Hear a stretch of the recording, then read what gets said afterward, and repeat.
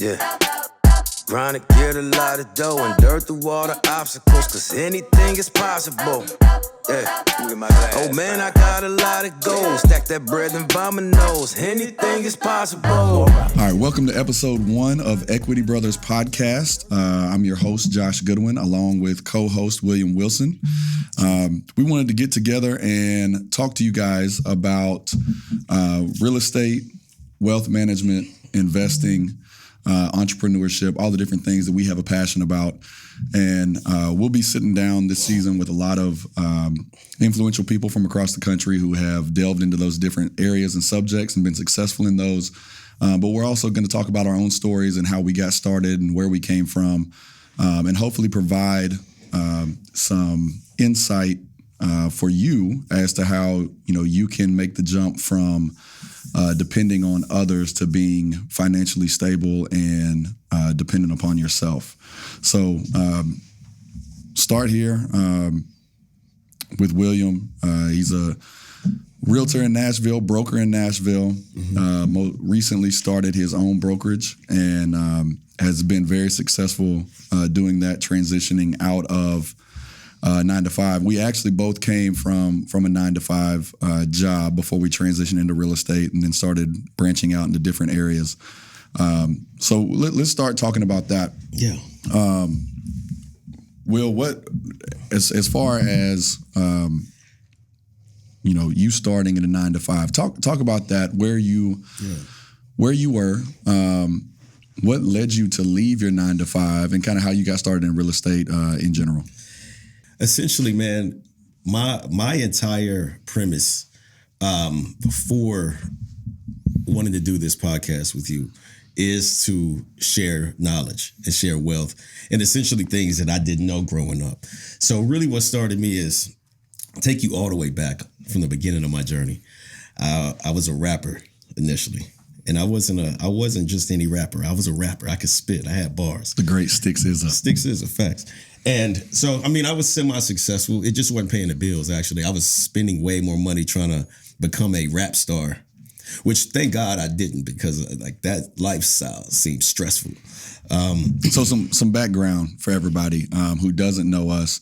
We've known each other for probably 25 years. Facts, yeah. And so we both attended Belmont University in Nashville together. Yeah. I was playing basketball. William was pursuing music. And so that allowed us to kind of form a relationship.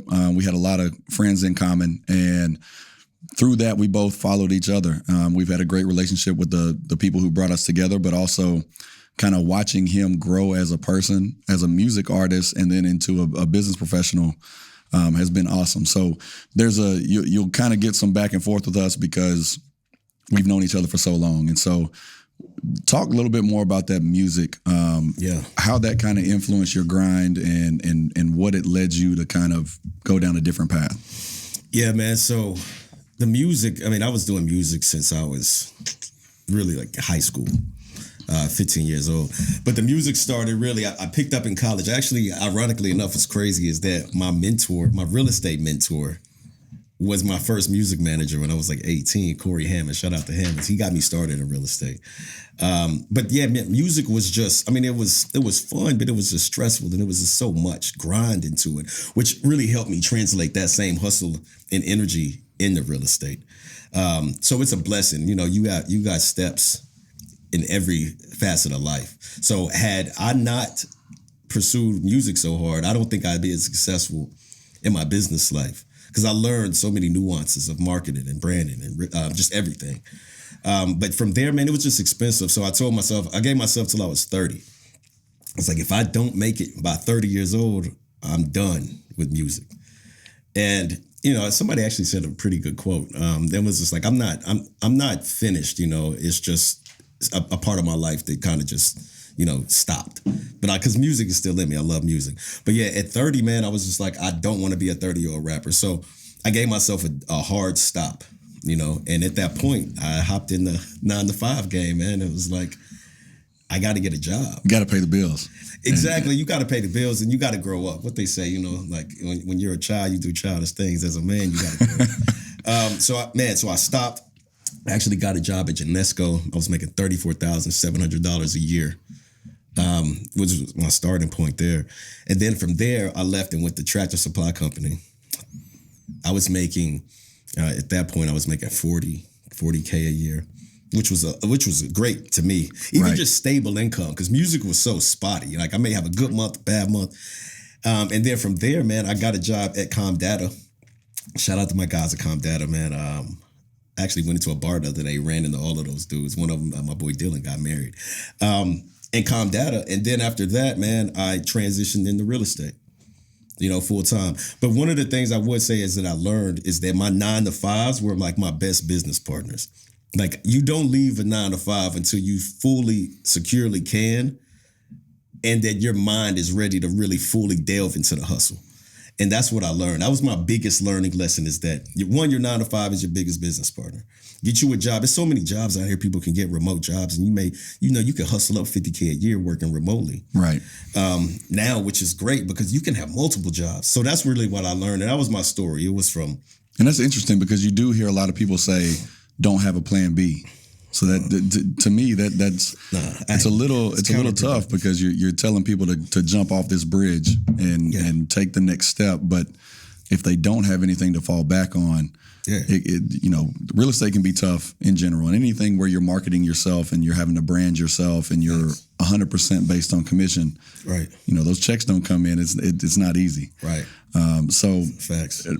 Moving from that, like what made you want to do something outside of your 9-to-5? Because I'm sure we have a lot of people that they're listening, paying attention, that they're in the 9-to-5. They don't want to leave the security. Right. But at the same time, they want more. They want to make more money. They want a bigger house, better car. Mm-hmm. They want money to do stuff on the weekends. What pushed you to get not out of the 9-to-5, but to pursue more than that? Nah, that's a hell of a question, man. I honestly, this is what something triggered in me. And it really kind of adjusted my mindset, which is a huge component to my, like I would say, my new life is changing my mindset. I was seriously comfortable with making 30, 40, 50K a year until I started realizing people were doing that every 2 weeks. People were doing that every month. So like it's nuts that I was comfortable there, and it really is kind of mind blowing, man. That I really sat back and thought a lot about where do I want to be? What do I want to do? And when I started hanging around different people, reading different books, and I tell you what was crazy. I was actually talking to my friend. Her name is Lauren. I think I was hanging out with her, and her mother had like a $35,000 check on her counter. And I'm thinking, like, that's damn near my whole annual salary. Right. She got that from selling one house. And at the time I was thinking, like, that's crazy people are making money like that. It was just mind blowing to me that could actually be feasible. So then, I put a plan in motion. And at that point, it was just like, these are my goals. If she can do it, I can do it. I mean, if people are out there doing it, I feel, and here's another sidebar. I feel like entrepreneurs and people, like, you kind of got a bit of arrogance to you that you think you can conquer everything. And you also have a bit of ignorance because you may not be able to. So I think I got a good mixture of ignorance and arrogance combined to just say, let me jump while having a safety net. And let's see if I can fly. Could we say those are confidence? You put those two things together as confidence. Maybe ignorance and arrogance equals confidence. Probably. But here's the caveat to that. A lot of people don't have that confidence, which is why it's super easy to stay in the 9-to-5 because it's comfortable.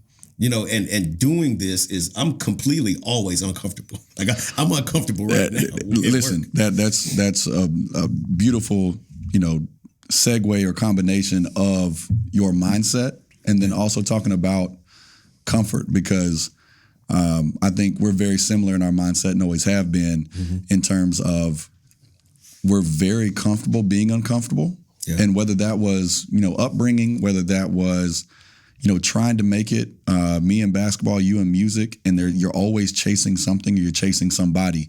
Yeah. So being comfortable in uncomfortable situations and making that your norm to where, like, I want that. Like, I crave that. But then also the extreme confidence, because if you don't believe in yourself, nobody will. You can't expect anybody else to believe in you. So I always tell people, probably one of my biggest flaws is that I think I can do anything. Like, I truly believe, like, if there's a task over there and you say it's hard and it's your job that you've been trying to do for 5 years, I really think I can figure it out and probably do it better than you. Like it doesn't matter what it is. I love that.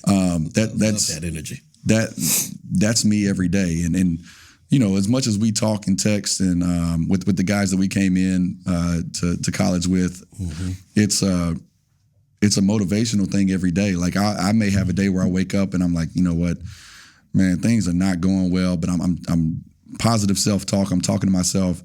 You know, you got it. We're going to get this. We're going to turn it around. And then you may send a video or you may say something that just, you know, it pumped you up and inspired you and you send it. And I'm like, you know what? Let me get out of my own way. Right.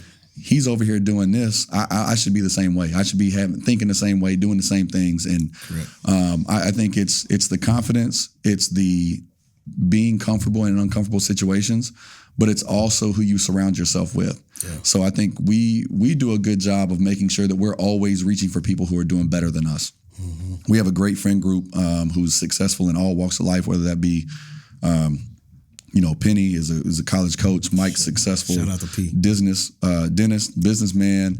Dan Oliver doing big things with his company at what's the name of it? Escape Game. Yeah. And then AJ down in shout out to Jizzle in South Florida, making money. But it's those guys. We all push each other. And Big Boom. And Boom. Listen, the Big Boom. Boom was at Comdata with you. Hey, Boom got me the job. So the crazy thing is, I was trying to seek a job that I could do remotely and also my real estate. And Boom got me a job at Comdata.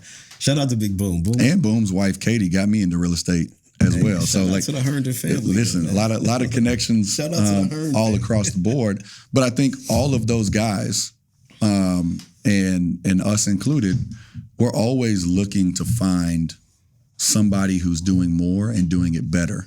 Yeah. And I think one piece of advice I would probably give to anybody listening who is striving for more, wanting more, trying to figure out how to do more, don't be afraid to insert yourself in those conversations or put yourself in rooms that you're uncomfortable in. Again, we're back to the comfortable being uncomfortable. Yeah. But if you don't ask the questions to the people who know what's going on, you're never going to move forward, and you're not going to learn. Because I think, you know, with Equity Brothers being the title of this podcast, and you know that has its own meaning in terms of real estate and building wealth, but also, you know, we come from backgrounds where we weren't going to necessarily be given the information or the keys to the kingdom, or nobody was going to walk up and say, hey, you know, if you invest in this, 15, 20 years later, that's going to be $1 million, and you can flip that million, and you can go borrow money here, and you can do these things. We had to go find it ourselves.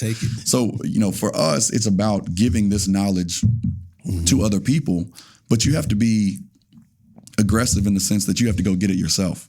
Yeah. So talk about that in terms of going and finding people who are doing more than you. Like you are unbelievable when it comes to marketing and connecting. How do you seek those situations out? How do you start those conversations? How do you go and approach somebody who is a big fish when you feel like you're a small fish, and just ask the right questions to have those conversations with somebody who can help you out? No, that's a really good question, bro. Honestly, and I had this conversation with a couple of my agents the other day, is that one, you can't even come into a room and present yourself articulately if you're not confident in yourself. And the way you get confident is having the knowledge and educating yourself. It's like practice with sports. You know, you can't jump into the basketball game without practicing first and expect to perform. And the biggest piece where I see people losing or failing or not having confidence in themselves. And you don't get that confidence unless you have the knowledge and the education. So preparation is key. I mean, in any facet, in any field. But yeah, you can't walk up to somebody and ask them for a loan or ask them to pick their brain if you have done nothing of work on your end.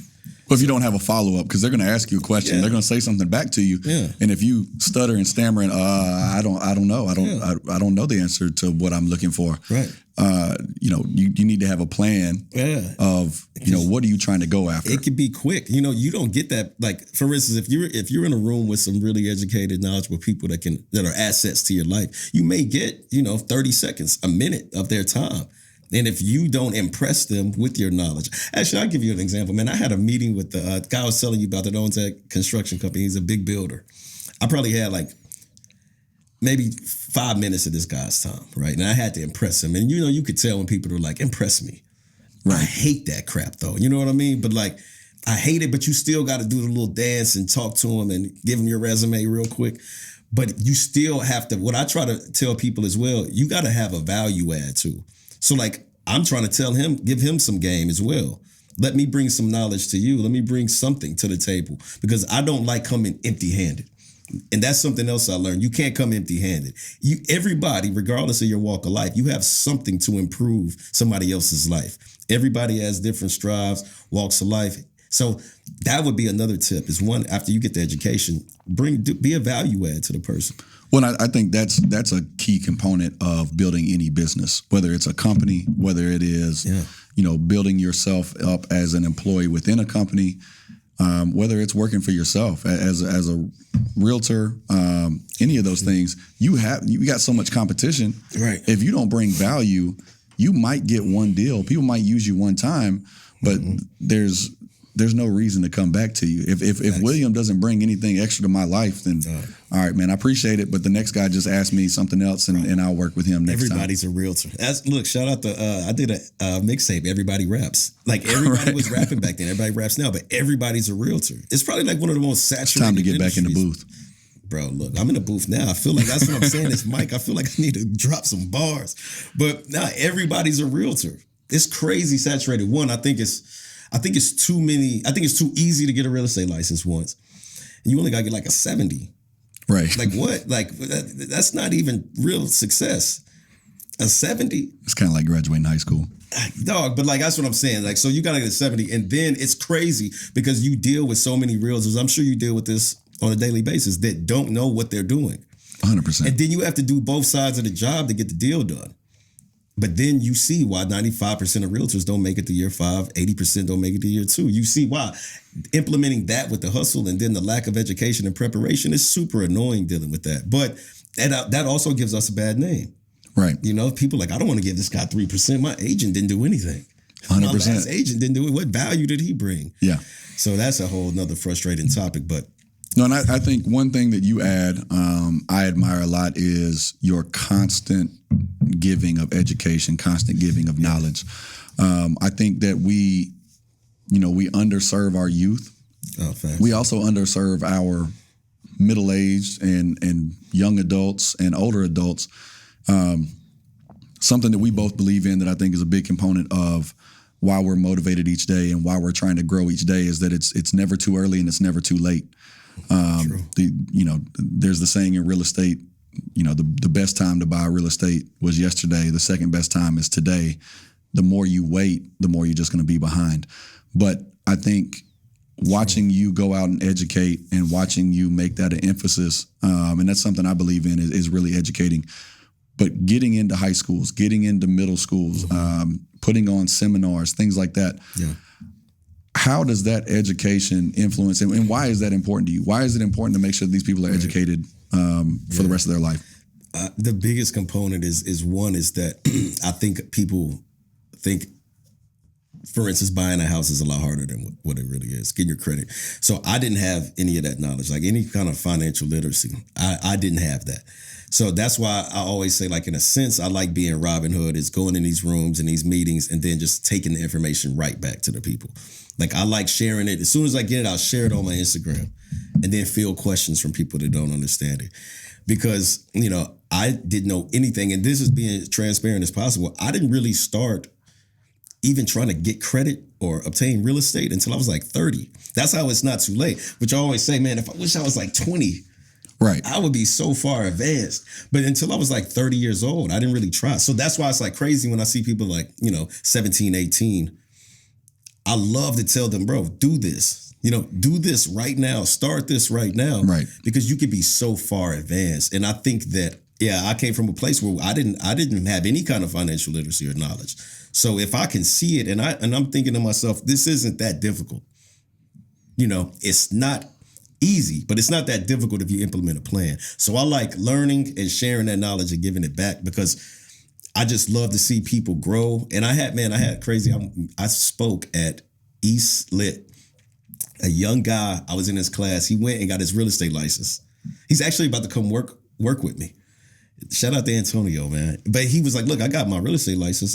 You and AJ came to speak in my school, and I thought it was interesting. And dude is like, I think he sold like a $900,000 house recently. The young dude, he's 18, which I told him is super That's awesome. dope. Yeah, he came out of high school, jumped right in the game. Love it. I wish I would have done that. And that's a side note. We need another episode. It's how like student loan debt's crazy. Bro will have minimum debt and is making as much money as, some real profession. 100%. So, but yeah, I love the financial literacy piece and giving back, because I didn't have it, and I love just sharing knowledge that I know can help people, especially coming from a place where I know I didn't have any type of wherewithal to say, let me implement this plan to hustle and start this grind and make more and do more for myself until I was literally like 28 years old when I really woke up. Right. So I always say like 28 was my time when I was like, let me grow up, which is a crazy late time to grow up, essentially. Right, we were in the same boat. But that's when I was like, but another piece too is this is what you do really, really well, is motivating people, like in speaking. So tell me how you started doing that, because I'm just now getting in my groove of finding myself enough to pour into somebody else. But you've always been at a motivational energy.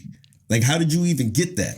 Or where did it come from? Because I find that hard still today.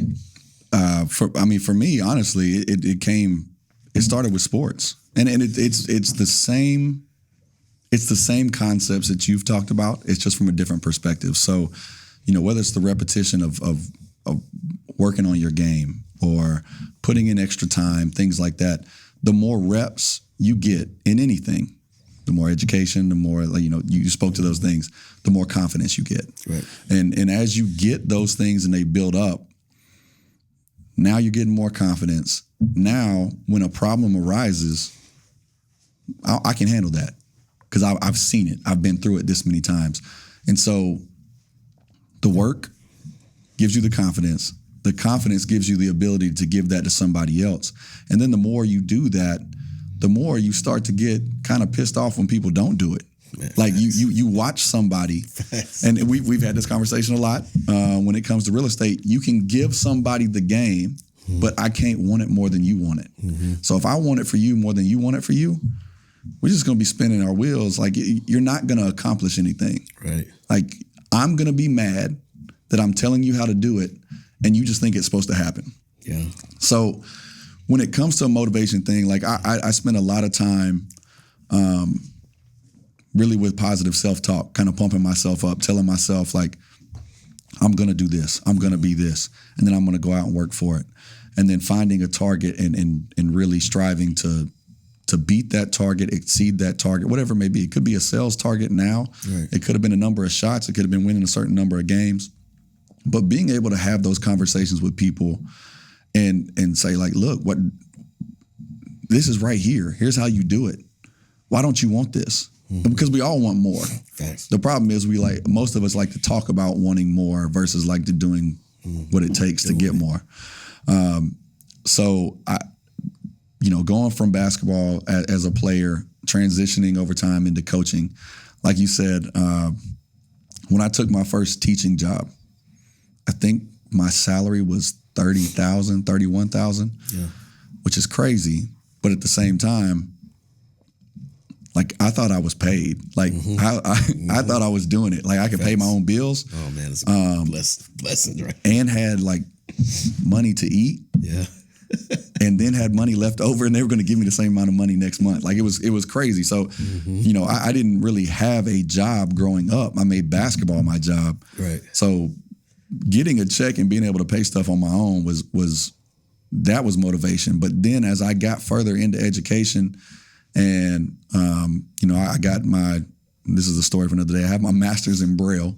And then I have, Hold on, bro. We'll get back to that later. Braille. Yeah, and I have about halfway to a doctorate as an education specialist. I did not know that, though. In educational leadership. So that's dope.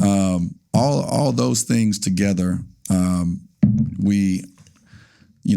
I've always worked from a leadership position, whether it was as a player or whether it was as a coach. And you've got to inspire people not just to meet your level, but you need them to exceed your level. Yeah. And it's you encounter a lot of people on a daily basis. I encounter the same people who they're not confident in themselves. And so they need somebody to believe in them. So from an education standpoint, we're both on the same wavelength. Like it really is about education. Yeah. And education doesn't mean, people who are severely underprivileged, because I think a lot of times in our either affluent communities or our middle-class working communities, their parents go to work, the bills are always paid, but they don't know how. They think they're going to graduate high school, graduate college, and like somebody's just going to cut them a check. Right. So the constant education for all of those communities to really get in and do it yourself, I think that's big. And really telling somebody at 15, 16, 17, 18, like, hey, you can go get this check. You can go get a check for what I was making a year. Right. Kind of like what you talked about. Yeah, nice. So I stay motivated by other people doing better. Like you motivate me. People in our circle motivate me. People who are doing more than us. It makes me want to get to know them so that I can figure out what they're doing and how they're doing it.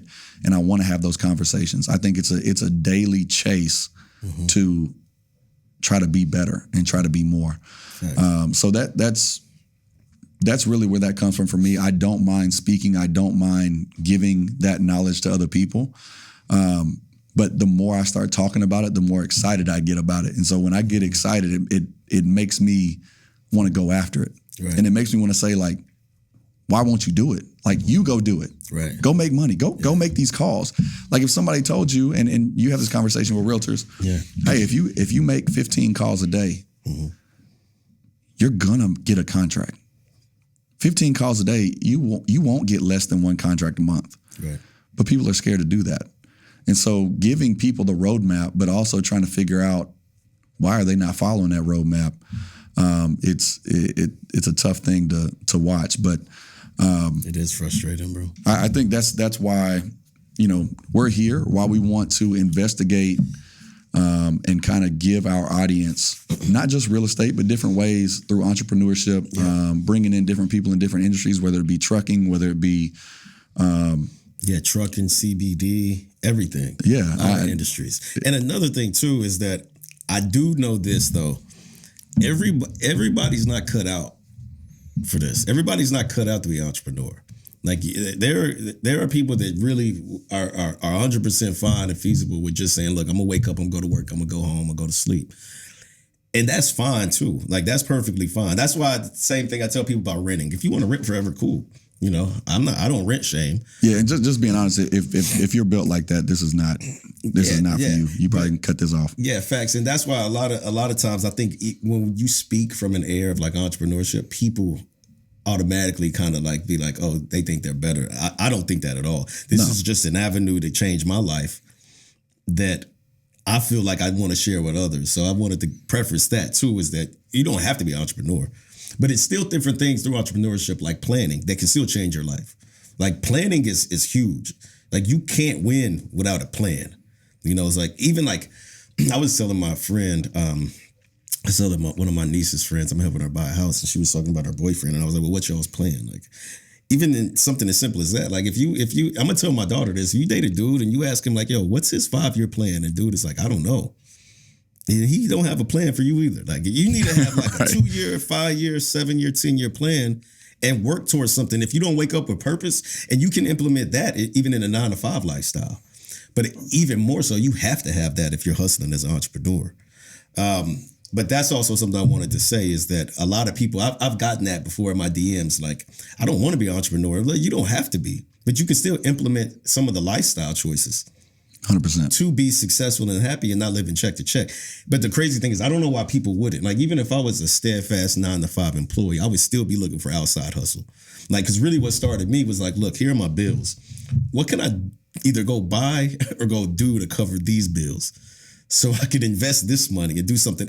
That makes perfect sense. The same thing. That's why I can't wait till we really delve into real estate talking. I don't know why people don't buy real estate and house hack. Like, it's just the most common sense thing ever.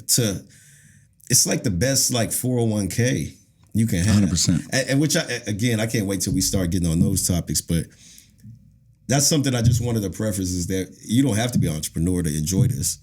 No, you can just living in a house.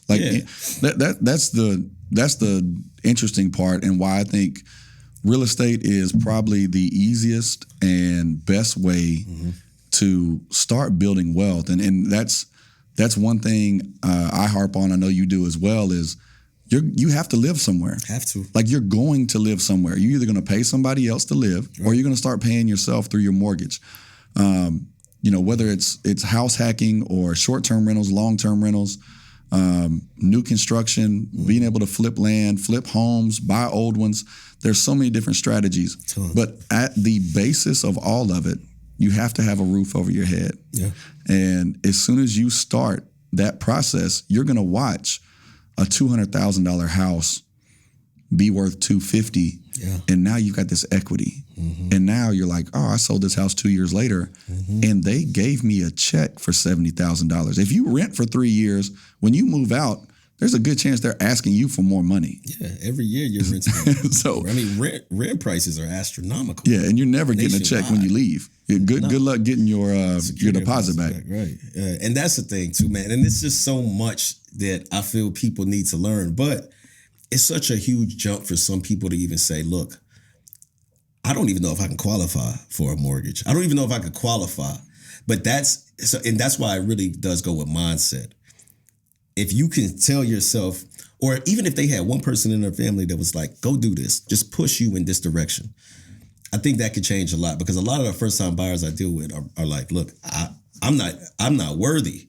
I don't even think I can own a house. And I'm like, yes, you can. And if you're not ready now, I got a girl that's not ready to buy a house until probably mid 2024. But at least now I just dropped the seed in her mind, right? And it's going to fester and it'll grow. It'll go to a plant, then it'll go to a tree, and when she's ready to buy. But at least she knows now, look, I got a plan in place, I can do it. And I think that's what a lot of people don't have that confidence in themselves, one, and they don't know. So that's why I think mindset is probably the most crucial part, even from entrepreneurship. In anything, if your mindset has to be there. And this is something too I was talking. Tell me what you think about this. About manifestation. I know people hate that word sometimes.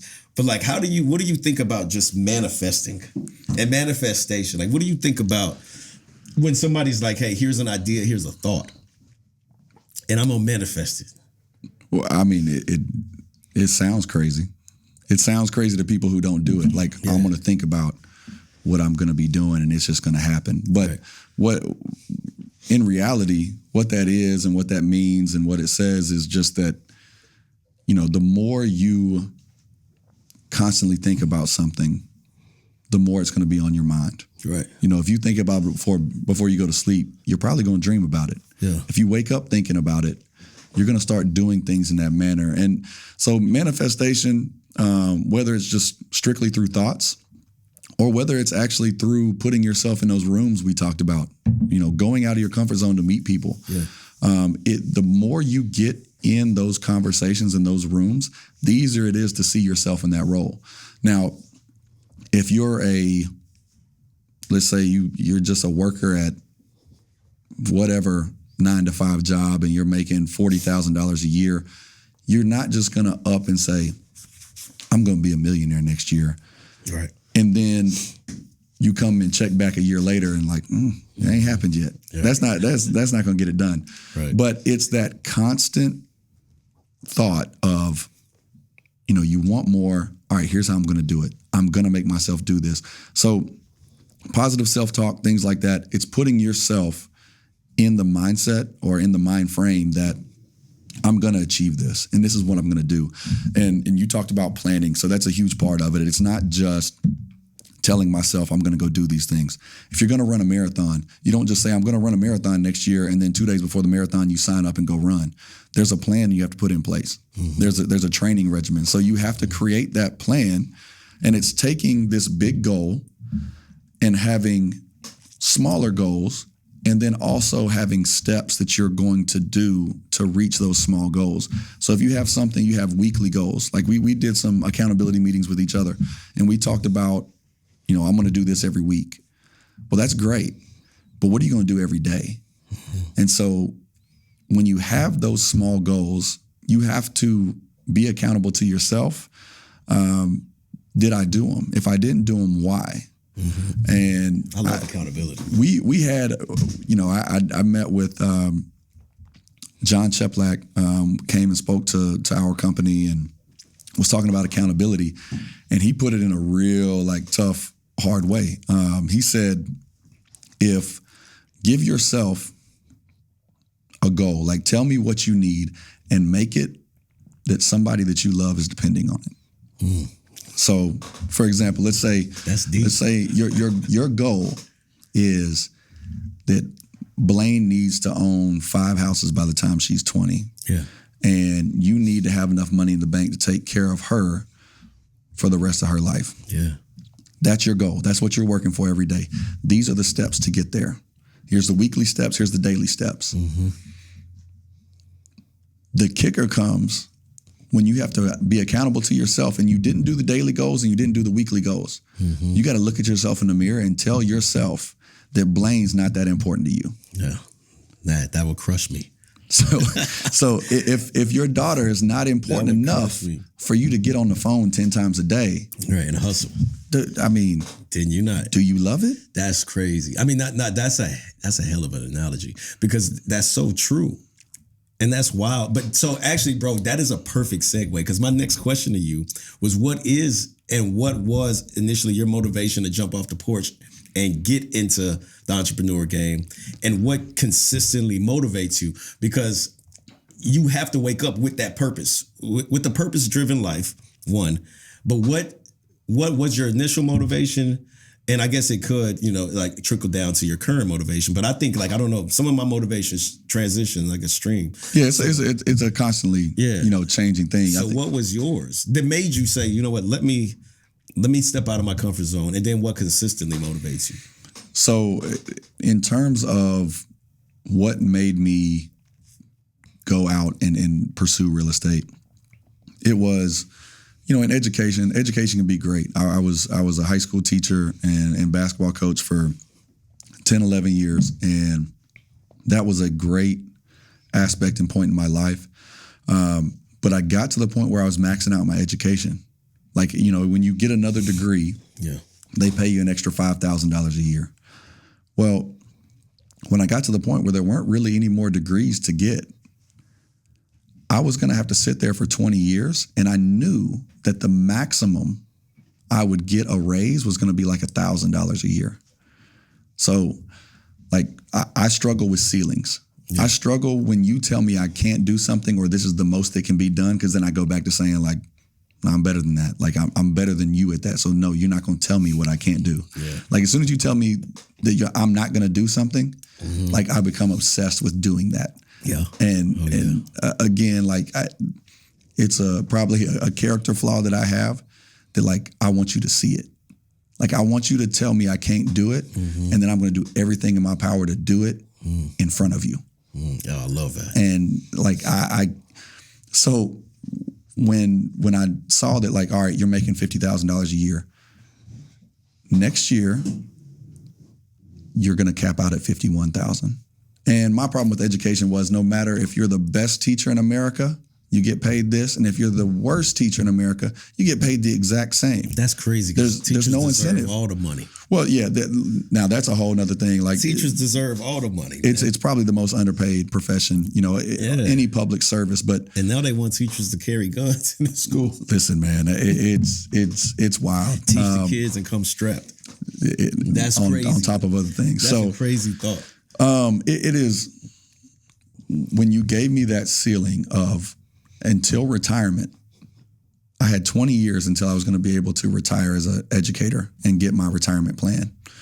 I was going to only take $1,000 increases for the next 20 years. And that was a hard pill for me to swallow. So I had to chase something else. I had to find another option. And a question, excuse my ignorance here, with teaching, what if you went to a different school? Could you get a raise? Because I know, like in corporate America, where I was coming from, they were like, look, you should look for another job every 24 months and increase. So like if you're a teacher at your school, then you go to another school, is there an option for a increase? I mean, it's county based. At least in Tennessee, it's county based or it's district based. Yeah. So whatever district you're teaching in has a very set. Why would anybody salary. want to teach? Well, that's why you don't have teachers right now. Yeah, I mean, the you're cost paying. of living is crazy. Well, you're paying for a bachelor's degree to get a teaching license, and then you're almost required, if not at the least, heavily encouraged to go get a master's degree, and then to go beyond that. So you're going to school sometimes longer than doctors, and you're racking up this crazy debt, and then you're getting paid $40,000 to $65,000. So yes, it's a drastically underpaid profession, but it's probably rewarding though. It is rewarding. It can be. You influence kids, but at some point you have to start putting yourself first. You have to put yourself and your family first, and that's a tough thing to say when you're talking about kids. But no, it's mandatory. Though. You got to take care of your kids. Well, as a coach and as a teacher, I would tell parents all the time, I expect you to do what's best for your kid. I expect you to. Mm-hmm. So I know you're going to do that. I just don't want you to be mad when I start doing the same thing. Yeah. So you have a lot of logic though. You speak with a lot of logic, and it's just straightforward. People probably don't like that. No, a lot of people don't like me. And I'm saying because people, I've learned it too. I don't mean to cut you off. Is that like regardless of how fundamental, common sense, and logical it is, people don't like the truth. And a lot of times you speak the truth regardless of what it is, and it's hard to maintain relationships or when you just speak the truth. So I can only imagine like how the parents you coach perceive that, or the students, the parents of the students you taught. Listen, I had great relationship with all my players and parents because of that. Because if you don't like it, you're going to jump off the ship pretty quick. Yeah. To me, the two most valuable things in life and business are honesty and then accountability. Because I need to be honest with you. I want you to be honest with me, and I have to be honest with myself. Facts. And at the end of the day, most people don't like it. The people who don't like honesty are the people who are running from accountability. Boom. Like it's we need to put that quote on the wall. It's just that's true. You don't want me to tell you the truth because you don't want to look in the mirror and say, "Damn, he's right." Mm-hmm. And then they get mad at you. Yeah, it's the concept of people always looking for something or someone else to blame. Yeah. I'm not in a situation because I didn't do my job. I'm in a situation because nobody gave me the opportunity. Yeah, that's where I get upset and I start saying, well, go take the opportunity then. Like that's what makes me mad and like gets me aggressive with myself or people. Same. And I deal with that too. Like when I first started my brokerage, I used to tell them like, look, if you don't succeed, you're going to blame me, right? I'm going to tell you right now, you're wrong for that. Like I'm going to give you the tools that I feel you need to succeed. But here's the foundation and blueprint. But that same premise is 100% right. When people fail and you're in any type of facet of leadership, they for sure point fingers and blame you for their lack of success when they don't even put the work in to be successful. Well, let me tell you, and that's why I jumped into real estate. It's nobody else's fault. Facts. I'm not depending on anybody else. I've got to go get business. I've got to close deals. I've got to have conversations. Right. I've got to go do this. And if I don't do any of it, I make $0. Right. Like it's not, I don't do my job and somebody's still paying me $40K a year. You don't get paid. You don't eat at all. But if you grind, there's no ceiling. That's the most ironic part about all of this. If somebody's like, hey, look, man, I want to join your company. I'm broke right now. I'm flabbergasted when people don't hustle. Like, I mean, like if you're like saying like, look, I'm broke. What is holding you back from hustling? Like where I don't understand that roadblock. Either it's a mental roadblock. It's a mental block. But it's crazy for somebody to outwardly already know what the problem is. That's the first step. If you know what the problem is, the next step is to execute and get rid of the problem. But I'll have people be like, look, I don't have any money. I need this. I need that. you should be endlessly hustling. Like, bro, when I was working at Comdata and doing real estate or Tractor Supply, I was working, literally. I would wake up, go to my 9 to 5, and I would not end my day until like 10, 11. Allie probably hated me during this time. I was working from 7 a.m. all the way to 10 p.m. I did that for like 3 straight years. And it just made sense. I was broke. I didn't have, that's why it's like, I don't know why people don't eat, sleep, crap, their dream if you're broke. It's just mind-boggling to me how people are comfortable with mediocrity. And even not mediocrity, like a little below that. I don't understand that. I've never been the type person to just be like, hey, look, I'm comfortable with this. I've still always wanted more. I just didn't know how to get there or knew that there were different levels to it. But I always wanted it. There was something in me that always wanted it. I didn't know how to obtain it, or I didn't even know really making money was even like, I honestly thought, bro, the second I got a $47,500 promotion. Shout out to my boy Nick. We went and celebrated like I won a Super Bowl. Nah, I'm dead serious. I got a $47,500 promotion. Bro, Where'd you go? We went to Corner Pub on 8th Avenue. Nuts. I mean, my tab was nuts. And when I say at the time, $300 was a nuts tab for me. Bro, I celebrated so hard. But that's, looking back on it, it's so funny because you always have to grow. Like, you should at least look back and see some growth. But I celebrated like John Elway, like throwing a Super Bowl touchdown pass. And it's crazy to retrospectively think like my mindset was so skewed. Like I should have been striving for so much more and wanting so much more. But at the time, like that was it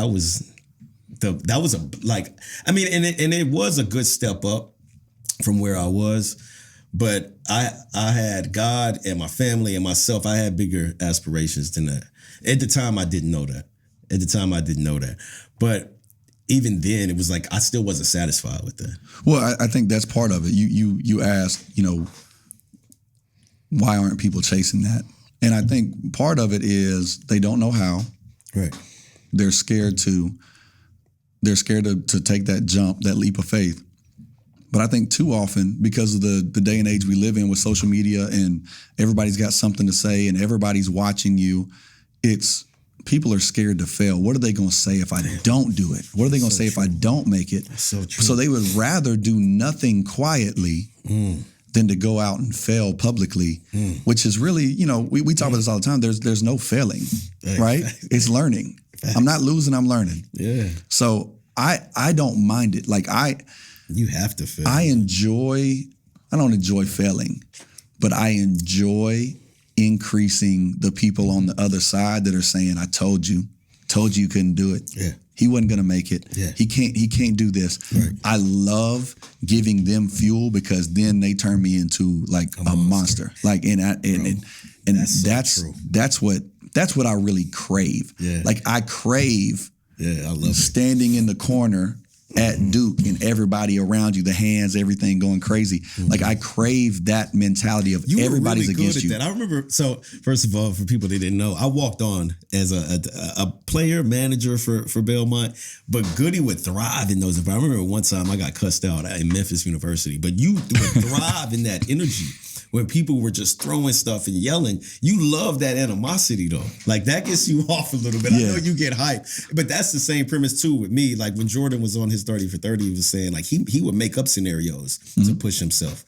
I do same things. Like I've had 3 or 4 people say when I first started doing real estate, real negative things. I think about those still every day. Like when I wake up and I don't want to do it, I think about those 3 people that said some BS. One of the most funny things that a slight is when people make, man, I see you doing your little real estate. Like you're little. When everybody put little in front of it, I hey, like, little buddy. Like relax. Like I see you doing your little real estate. And that is like such a slight. But it's so damn funny because it's like they're telling you like, oh, that little stuff you're doing. But now people are like, no, I respect what you're doing. But like that motivated me. Like so much when people would slight me. People would be like, yo, you were a rapper. You could never sell me a house. I'll never trust you to do this. I'll never let you sell my house. All of that's just motivation. Listen, one of my funniest social media follows is a guy that we know. He's in Chicago now, Michael Snowden, Peanut. Man, he posted something yesterday and it was a picture a top and bottom. The top picture was everybody supporting you, and it was nobody. It was just you standing there by yourself. Yeah. And then it was everybody congratulating you, and it was everybody. Everybody's congratulating you. Nobody really wants to support you when it's a dream and when you haven't done it, but they want to claim you and celebrate you after you did it. Right. So it really, it's a perfect picture of, it's not about after you successful, because everybody wants a piece when you're successful. It's can you grind through the I haven't made it yet. Mm-hmm. And as long as you can have that mindset that always says yet, the dream's still alive. Like we're still going towards that. So I think that's crucial to what we're talking about. But when it goes back to mindset and kind of thriving in those scenarios and hostile environments, like I love it. Like I told you, when everybody started talking about, recessions and watch all the bottle service girls going back from their real estate job to serving bottles, like my mindset is like I want it to burn down. Like I want everything to burn and crash because I know you're gonna quit. And I know I'm still going to be standing here. So I don't care how hard it gets. I don't care how much work it requires. I don't care what you have to do. At the end of the day, I'm built so different that I'm going to watch you quit and I'm going to stare at you while I succeed on the other side of it. I love that. And that to me is, it's something innate, but it was grown through experience. It was grown through repetitions. It was grown through being comfortable, being uncomfortable. Yeah. And just knowing that, like, I remember watching guys in high school, as in a basketball game, we're on the free throw line, and I would, if I saw somebody like put their hands on their knees or grab their shorts, I was like, oh, it's a wrap, because I was just gonna run. Right. I was just gonna run as fast as I could. This guy's guarding me. He's got his hands on his knees. Right. No, bro. Like, you're about to chase me for the next 15 minutes. I want you to tap your head and ask your coach to come out. Right. So I enjoy. I love that. Forcing people to tap out. Like I want you to see that I'm different than you. That is a kind of messed up mentality. We may be messed up. That's a messed up mentality. Yeah, it's a character flaw. Like it's probably a character flaw. But it's mandatory though to succeed, because some of the most successful people I know are off a little bit. Like seriously off, to where they think they can achieve whatever. But I think you kind of got to have that. Well, have you? We talked about this at one point. If you guys listening have not read the book Relentless by Tim Grover, great book. Talks about Jordan's mindset, Tiger Woods' mindset, and there's 3 different characters in that book where they give them different descriptions, and they talk about their personality traits and their work traits based on that. And it does. A lot of the most successful people in life, they can go to that dark space, but they shut everything out. They're successful in this area, but they lose a lot in personal life. And so there's always a balance. There's a strong balance. You can't go too far and start getting your car cracked in by golf clubs and things like Tiger was doing. Shout out to Tiger Woods, man. Shout out to Tiger. That was horrific, man. Listen, Speaking of sports, give me your top 5 basketball players real quick. I wanted to ask you that too. I wanted to do it on Equity Brothers. Give me your top 5 hoopers all time, and then I'm gonna give you mine. Yeah, I'm gonna go 1A and 1B. Okay, Jordan and LeBron, And there's so many different ways you could go with this. If you're talking about best players, you're talking about best scorers, you're talking about most influential. Overall, everything. Add in everything. Sneakers, off the court, on the court. Top 5. Then I would say, given, social influence and things like that. And that's honestly, social influence probably pushes LeBron up above Mike, because, Mike had the international influence and really brought the game to another level. But then LeBron has done more with his social activism. Some people hate it, some people love it, but you have to respect it regardless. That would probably push Kareem up there for the same reasons. And then, I don't think Magic and Bird can be separated.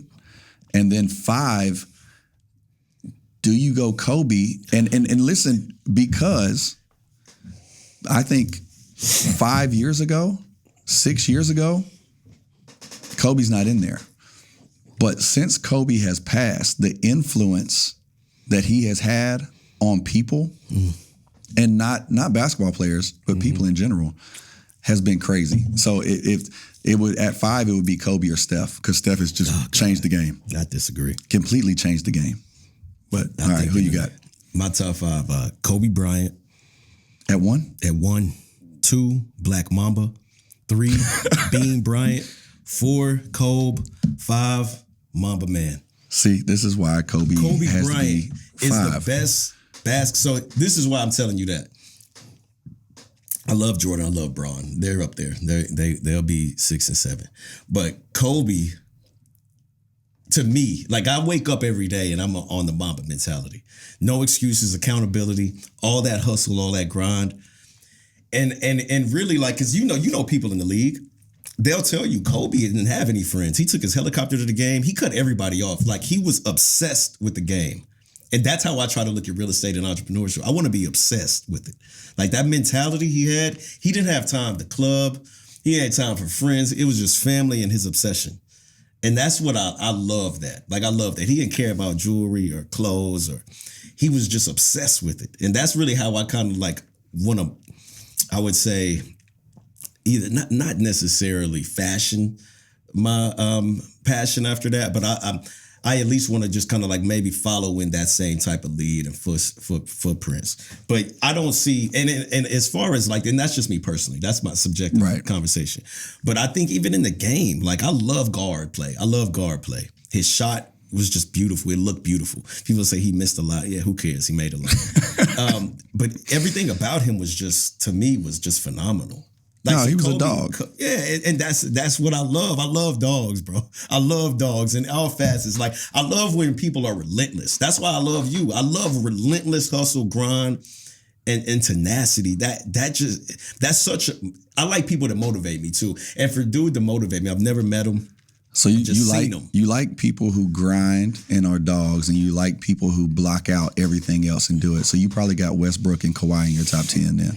Well, here's the thing. Kawhi don't talk enough for me to, and Westbrook is kind of like he runs too fast for me. I need Kobe. I need just and I kind of like see myself being Kobe a little bit too. Like, I grew up, Kobe was my Mike to me.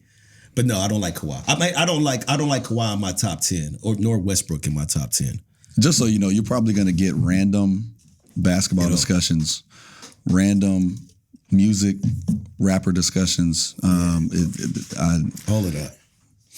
William will just pop up with just the most random things at the most random times. So I like top 5. I like hearing people's top 5s. I don't know how people could keep Kobe out of the top 5. Kobe got to be. Kobe, come on. Kobe or Larry Bird? Come on now. You said influence, though. But one-on-one, who's winning that? Oh, we're not talking about player. I know. But I'm just saying, who? Kobe all day. Kobe will beat Magic, Larry. I like KD over Bird. That's a different conversation. We can talk about that later. We here for something else. You don't like KD over Bird? Not when we're including everything, not influence. Magic and Bird say, like, the NBA was about to go bankrupt and be defunct until those dudes showed up. I like KD over all of those cats. I like KD right underneath Braun. You're a prisoner of the moment. KD's a 7-foot jump shooter. It sounds great. That's asinine in the league. That's crazy. How's that worked out the last 5 years? Bro, that's because he don't have dogs around him. You can't be and look, we can transition this into entrepreneurs. You can't be the only dog in the kennel. If the kennel's gonna win, KD just been really the only dog. So what happened when he had Harden and Kyrie or Westbrook? They're not really dogs. Harden, shout out to Harden, but Harden be in a strip club. Yeah, Westbrook is be running around. It's not the same, man. I mean, they're dogs in their own right, but it's different. All right. I think that'll do it for episode 1 of the Equity Brothers podcast. Appreciate you guys sticking around, listening. Brothers. Episode 2 will be coming soon. We're going to dive a little deeper into real estate investments, house hacking, long-term rentals, short-term rentals, and why real estate is an easy place for people to start making money and building wealth generationally for themselves and their families. Yeah. So and we're gonna give you the real too. Like we'll give you real life examples, real stories, and also tell you the truth about it, because it's not all glitter. It's a lot of downfalls in real estate. So we're gonna give you the real upsides, downsides, and the reality from short-term rentals, long-term rentals, flipping, everything. Because Josh has done some loans that I haven't done, so we're gonna learn from each other too on episode 2. So Equity Brothers, and also too, give them your handles. Follow us on Instagram. Shout out to Instagram. My Instagram is Josh Goodwin Realtor. Check that out. Give it a follow. We'll be posting stuff there both ways. And then, William, what's your Instagram? Yeah, my Instagram is William Basquiat. And follow us on Instagram. We're going to be equitybrothers.llc. Equity.brothers.llc. It will be there. So follow us on that too. Thank you for joining us. We'll be back soon. Anything is possible. Yeah. Trying to get a lot of dough and dirt through all the obstacles, cause anything is possible. Hey. Oh man, I got a lot of gold. Stack that bread and buy my nose. Anything is possible. Hey. I grind to get a lot of dough and